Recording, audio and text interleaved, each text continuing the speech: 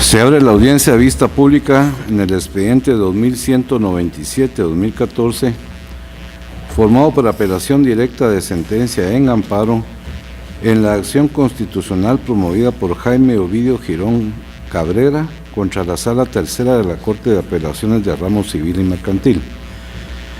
El secretario general dará lectura a la parte conducente de las consideraciones y a la parte resolutiva de la sentencia apelada. Asimismo, efectuará las advertencias reglamentarias de esta audiencia.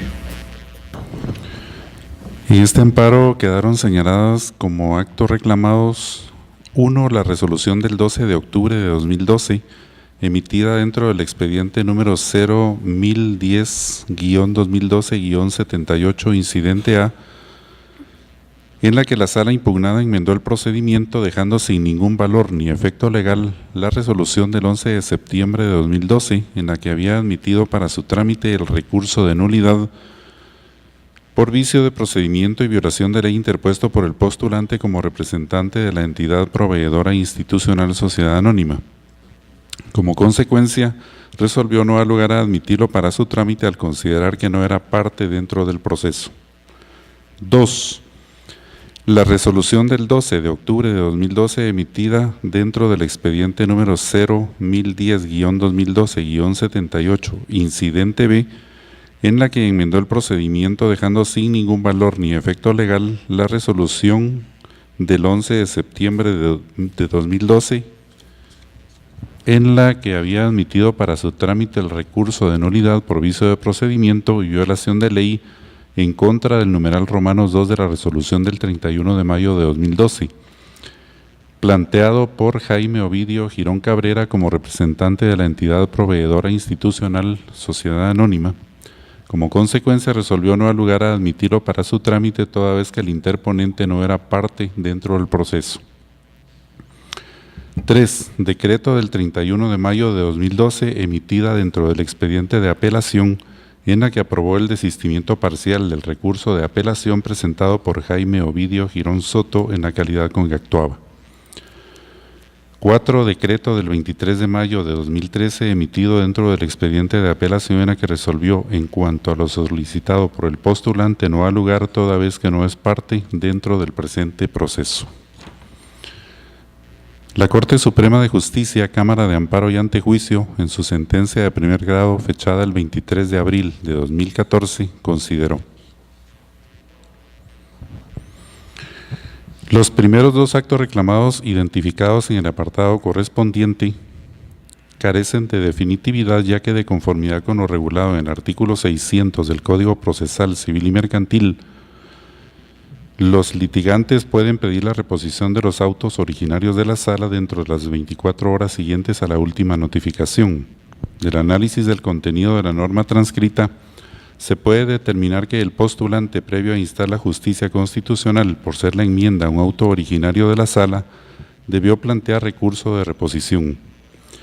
Asimismo, los otros dos actos reclamados identificados en el acto correspondiente carecen de definitividad, ya que, al ser resoluciones de trámite, eran susceptibles de impugnarse por medio de la revocatoria, de conformidad con lo establecido en el artículo 598 del citado cuerpo legal. Al acudir directa y prematuramente al amparo, dio lugar a que la presente acción no cumpla con el presupuesto contenido en el artículo 19 de la Ley de Amparo, Exhibición Personal y de Constitucionalidad, al carecer los actos que se cuestionan de la necesaria definitividad, razón por la cual el amparo deviene notoriamente improcedente, tal como se declarará al hacerse los pronunciamientos de ley. Con ese fundamento resolvió deniega por falta de definitividad los amparos acumulados solicitados por el señor Jaime Ovidio Girón Cabrera contra la Sala Tercera de la Corte de Apelaciones del Ramo Civil y Mercantil, se condena en costas al solicitante, impone multa de 1,000 quetzales a razón de cada uno de los amparos planteados al abogado patrocinador Fulvio Ludwig Salazar Paz, quien deberá hacerlas efectivas en la tesorería de la Corte de Constitucionalidad dentro de los 5 días siguientes a partir de estar firme este fallo, cuyo cobro, en caso de incumplimiento, se hará por la vía legal correspondiente. De conformidad con la normativa que rige las audiencias públicas, quien haga uso de la palabra deberá dirigirse directamente al tribunal, expresar sus alegaciones en forma oral de conformidad con el objeto de la vista pública previsto en el artículo 61 de estas disposiciones reglamentarias y no dar lectura a documentos salvo que cuente para ello con autorización previa del señor presidente de la Corte de Constitucionalidad. Deberá concretarse al asunto planteado, ser breve, conciso y preciso en su exposición. Para la exposición de argumentaciones, cada una de las partes intervinientes cuenta con un tiempo máximo de 15 minutos. Es todo, señor presidente. Puede hacer uso de la palabra el solicitante del amparo, apelante y solicitante de esta vista pública, abogado Jaime Ovidio Girón Cabrera. Buenos días, honorables magistrados, señor secretario, señoras y señores. Como ya leyó el señor secretario, los actos reclamados y los sentenciados por la Corte Suprema de Justicia a través de la Cámara de Amparo, existe inconformidad de mi parte porque esta sentencia no está apegada a derecho. Y lo pruebo de la siguiente manera. Yo presenté 4 solicitudes de amparo, cada uno con su respectivo acto reclamado.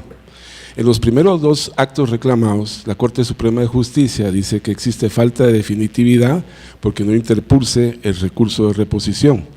Pero sucede, honorables magistrados, que ante la declaratoria de enmienda de procedimiento dictada por una sala de apelaciones, no corresponde interponer un recurso de reposición porque no es originario de la sala, sino deviene de la apelación de un auto de primera instancia.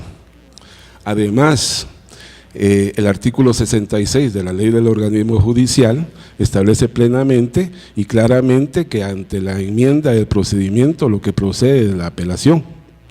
Pero en el presente caso no procede de la apelación porque ya el expediente está en la apelación. En consecuencia, lo dictado por la Corte Suprema de Justicia deviene sin apego a derecho.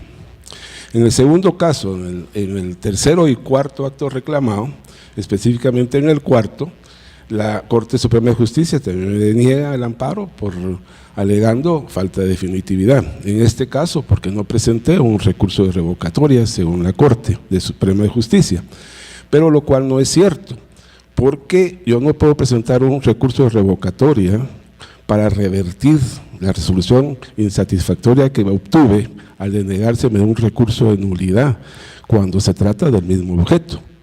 Porque si no, viene, como siempre lo ha dicho la Corte en sus doctrinas, una sucesión interminable de recursos que en el proceso está prohibido. Para ambas solicitudes que estoy planteando, en el sentido que no existe falta de efectividad, me baso en doctrina de esta honorable Corte, como consta en los memoriales que interpuse para esta vista pública. En consecuencia, con el debido respeto, pido que se me otorgue con lugar la presente apelación y se entre a conocer el amparo. Dicho amparo se viene porque en este caso estoy agraviado a mi derecho constitucional. Específicamente, pues son varios, pero para no ser muy larga mi exposición, voy a proponer que hay un denominador común en los 4 actos reclamados. La situación es la siguiente. Yo interpuse un ocurso contra el registrador mercantil. Como en todo el proceso judicial, siempre hay 2 partes. En este caso, yo, que presenté el ocurso, soy la parte actora, y la otra parte, en este caso, que es mi papá, mi hermano, y el Monterroso Soy, que está aquí presente, son la otra parte en este litigio, como en cualquier litigio. Entonces, la violación a mi derecho constitucional es muy fácil de verlo, porque es notorio y evidente. Resulta que si yo soy el actor del ocurso y no estoy de acuerdo con el fallo que dictó primera instancia porque no concuerda con las constancias procesales, apelé el fallo. Dicha apelación subió a la sala tercera de apelaciones. Presenté mi alegato y en ese momento viene mi padre, que es la otra parte, me sustituye a mí como actor y desestima de mi apelación. Fui vencido ilegalmente, porque el artículo 12 de la Constitución no encuadra el hecho que el demandante sustituya al demandado, el demandado sustituya al demandante y después desista de la acción. Eso no es posible, y esa es la violación clara a mi derecho del debido proceso, razón por la cual, al entrarse a conocer el caso en el fondo, al examinarse que es cierto lo que yo digo, se me otorgue el amparo. Además de esto, para finalizar, con el debido respeto, pido que se me extienda una certificación de todos los memoriales que el día de hoy se presentaron para esta vista, con las formalidades de ley y a mi costa, y de igual manera se me dé una certificación del audio de esta audiencia.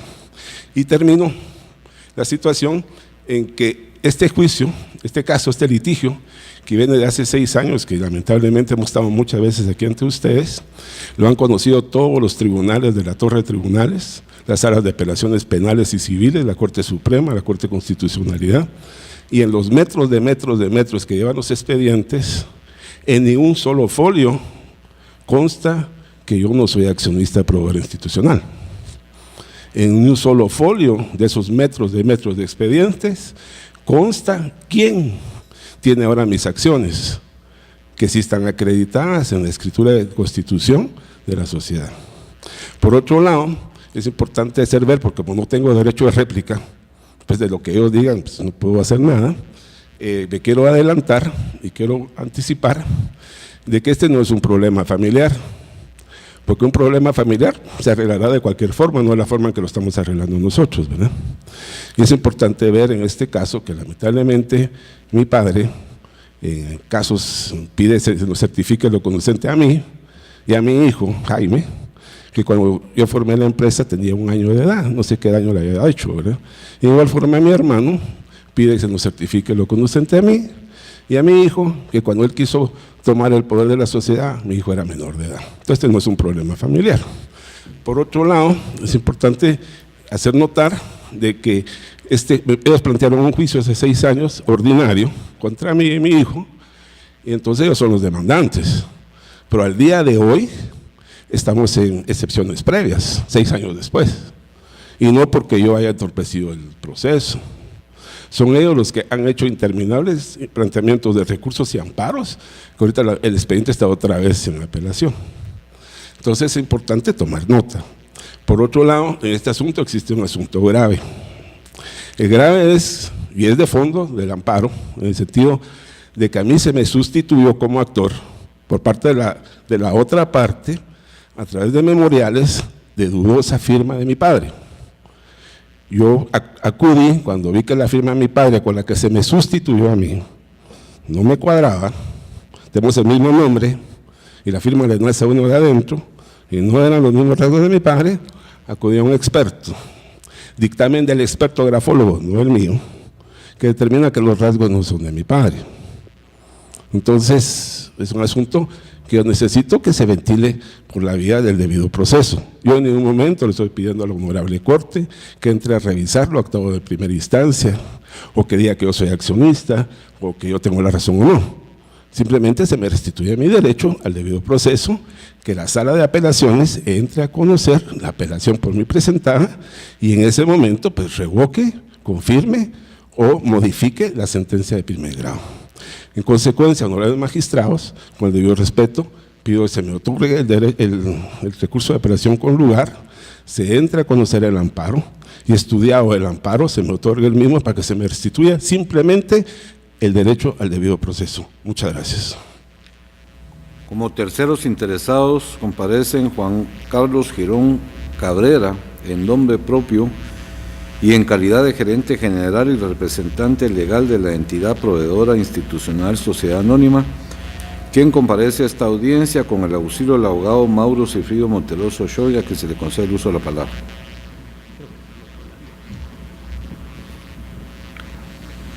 Muchas gracias, señor presidente. Honorable Corte. Voy a referirme específicamente al tema técnico y posteriormente al tema de fondo.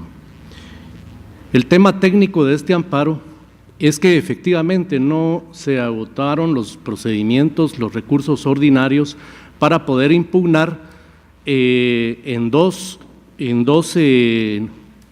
impugnaciones que se trataron, o 2 amparos van por la vía de impugnar una enmienda del procedimiento rechazada que solicitó el amparista.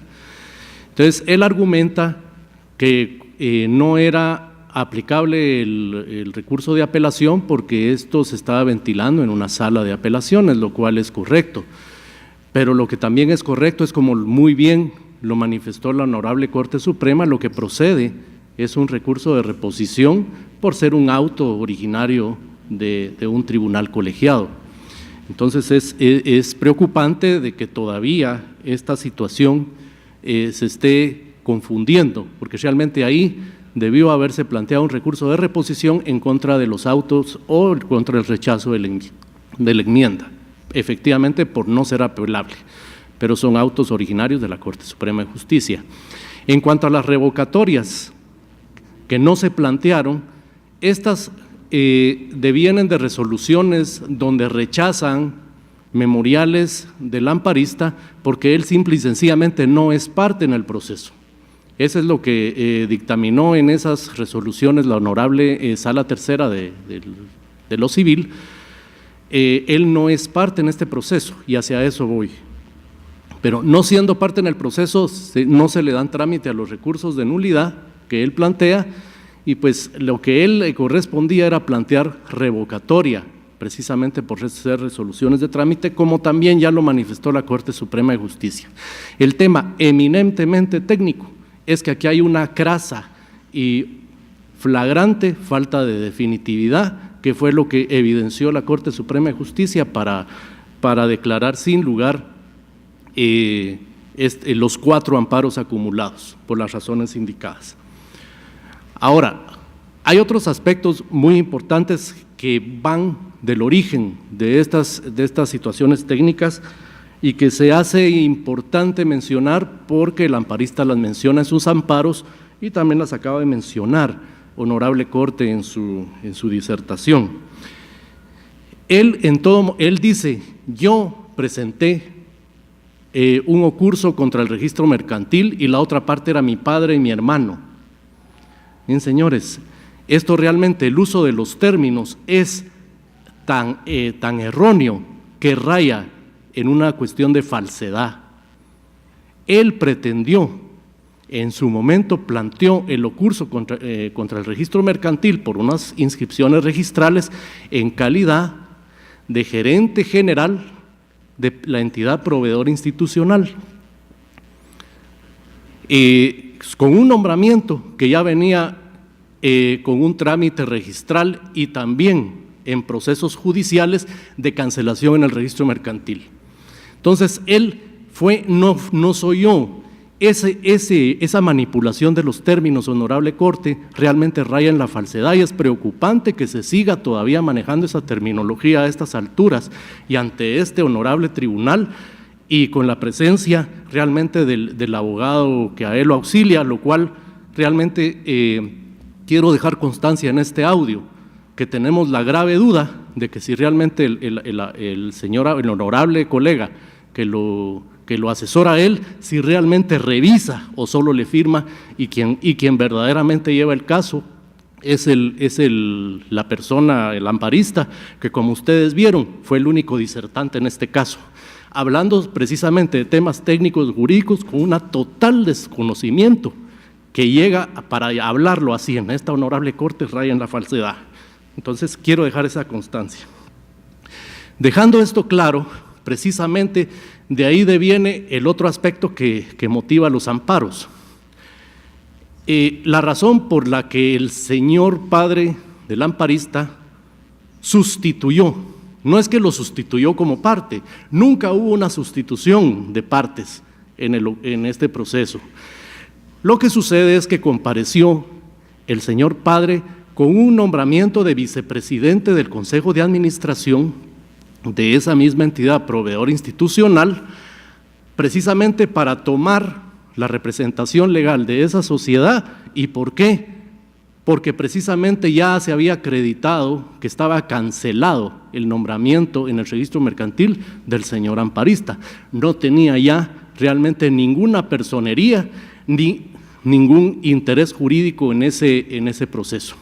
Entonces, esa es la sustitución únicamente de representante legal, pero no de parte, como él lo dejó registrado en este audio.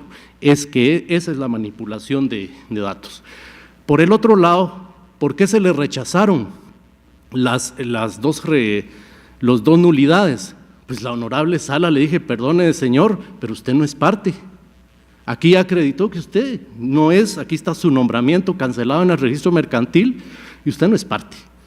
Entonces, esa es la razón por la que no se le aceptaron nulidades que él pretendió presentar, porque ya él estaba fuera de ese proceso y no tenía interés jurídico alguno. En cuanto a las enmiendas, ¿cuál es la razón de la enmienda? Él presenta enmiendas con base, y él lo mencionó, firmas dudosas de mi padre. Esas supuestas firmas dudosas de mi padre, que él dice, que es el señor, no del mío, del Jaime Ovidio Girón Soto, él es una persona que, tengo que mencionarlo, tiene 81 años de edad, y en el curso de su vida, pues cuando cambió el documento de identificación, su cédula era sumamente antigua.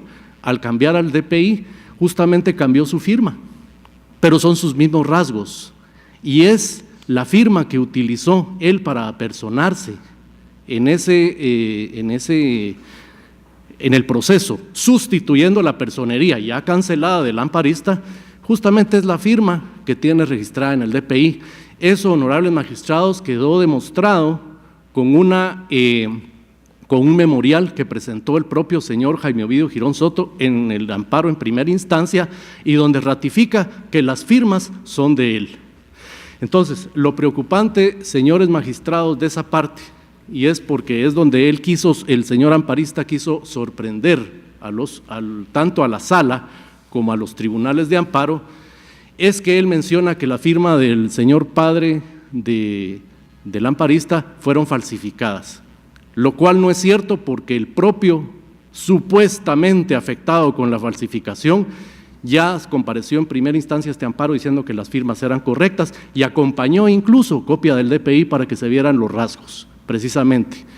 Cambió la firma, es cierto, pero los rasgos no cambiaron y el experto, en una forma verdaderamente que llama la atención y sumamente cuestionable, dice que la firma es falsa. Lo que podía decir es que la firma era diferente, como aquí muchos en el ejercicio de la profesión hemos visto personas cambian su firma, pero los rasgos fundamentales siguen siendo los mismos y ahí está su DPI. Ahora, él sigue con este tema, y lo tengo que mencionar porque es parte de lo que está en escrito, es parte de lo que está por escrito en los amparos y es lo que quiso motivar la enmienda del procedimiento. Dijo, señora, él pidió, honorable sala tercera de lo civil, enmienda el procedimiento porque vea, falsificaron la firma del representante legal de la sociedad, que es mi padre. Obviamente, la enmienda del procedimiento es un recurso o es un procedimiento meramente facultativo de la honorable sala y la honorable sala sobre ese criterio y sobre esa base legal dijo no enmiendo porque es facultativo.